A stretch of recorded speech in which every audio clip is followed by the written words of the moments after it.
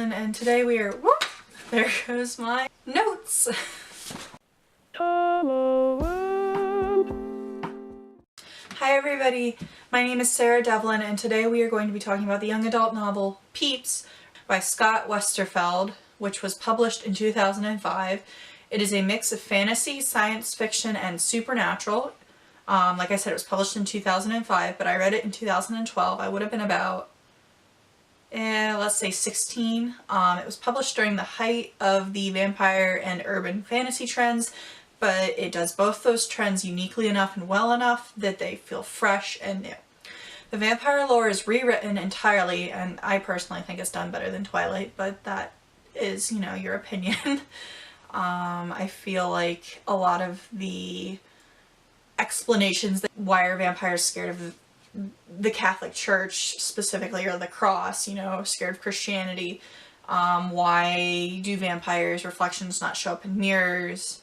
That kind of thing. It explains, you know, explains very well why we have that lore around vampire, and it kind of rewrites the reasons for it.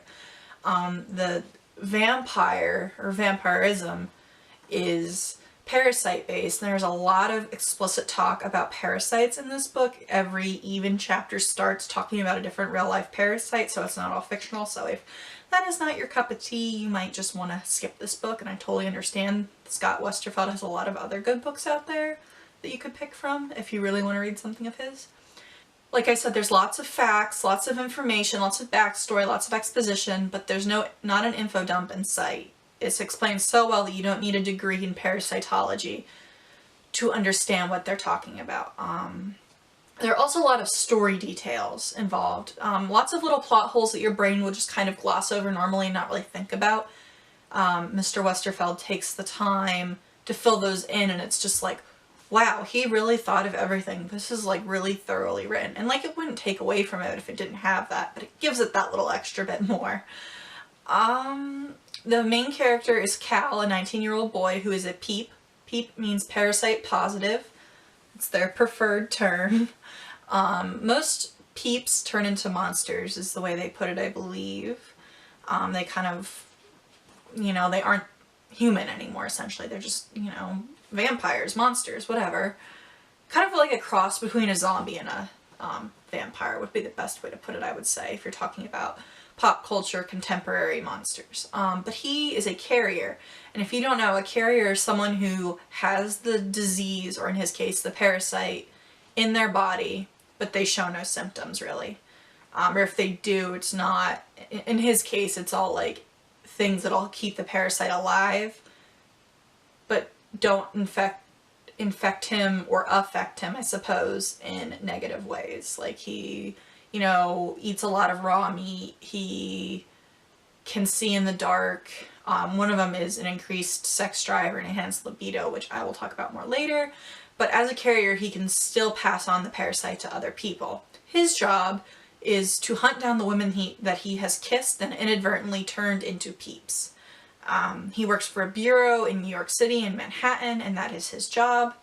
It's kind of cool, a monster hunter that is a monster, so to speak. He starts noticing odd behaviors from the Peeps that he captures and hunts down, and that leads him on a hunt for his progenitor to find out exactly what is going on and why these things are happening differently. His progenitor is the woman who turned him into a Peep, of course. His search does lead him to a gay bar, and he doesn't know it's a gay bar until later. And this is an area where, upon rereading, I was kind of like, oh, this could be bad. This could be bad.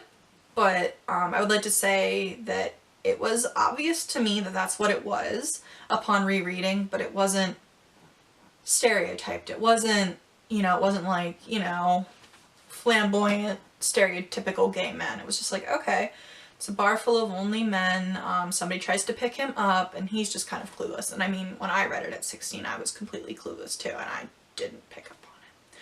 But when he finds out later, and this is the important part, when he finds out later, he's just surprised. There's no, ew, that guy tried to pick me up? That kind of thing. No. It's just like, oh, I didn't realize I'm clueless, apparently. So that, I think, is handled really well.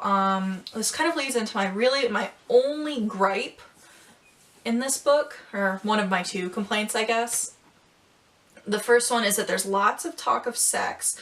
The parasite makes their hosts horny. It increases their sex drive, as I said, to spread the parasite through the transmission of fluids, the swapping of spit and other bodily fluids, which is fine in itself. That makes sense. But there was just so much talk of lust and like, oh man, she's so hot, blah, blah, blah.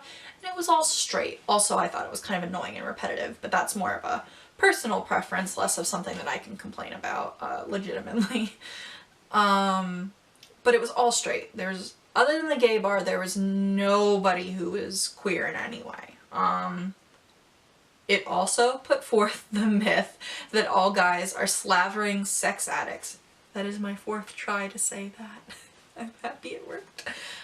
Which you could consider to be aphobic or phobic, but it's the parasite and that's how the parasite spreads. I just found it kind of annoying and repetitive, but like I said, that's more of a personal preference. My only other complaint about this book was that it used the R-Slur once in a conversation between two characters. It was not necessary. It never is. It added nothing and it yanked me from the story and go, whoa, holy, insert word of choice, you know. That was weird. Why did we need that? You know? So those are really my only two thoughts about the story that would make me not want to read it. And, you know, like I said, for other people, it might be the talk of parasites, but that didn't bother me. I thought that was really cool. I felt like the ending happened a little too easily and quickly. I can't really say anything more than that without spoiling it, but there was all this build up and I felt like it happened too easy, too, you know, without enough. It was anticlimactic, I guess would be the best way to put it. I suppose that would be the parasite though, kind of controlling things behind the scenes. Otherwise I really enjoyed it.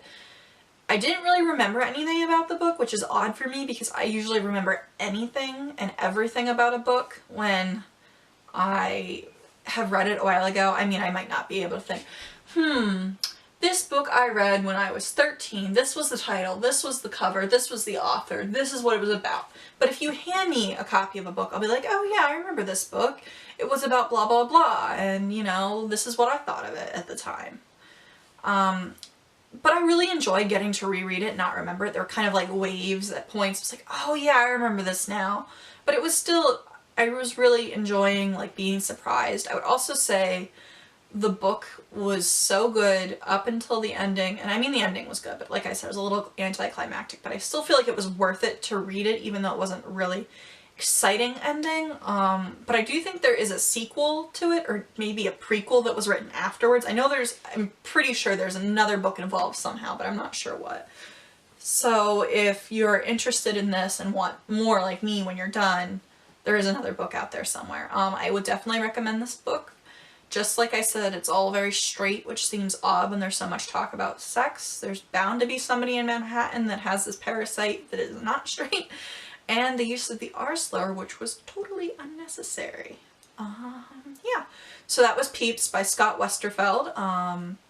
If you have any questions about my Flashback book review series, feel free to leave a comment. If you'd like more content like this, like and subscribe, and make sure you turn on the bell because YouTube's told us that subscribing does nothing. Alright, bye everybody!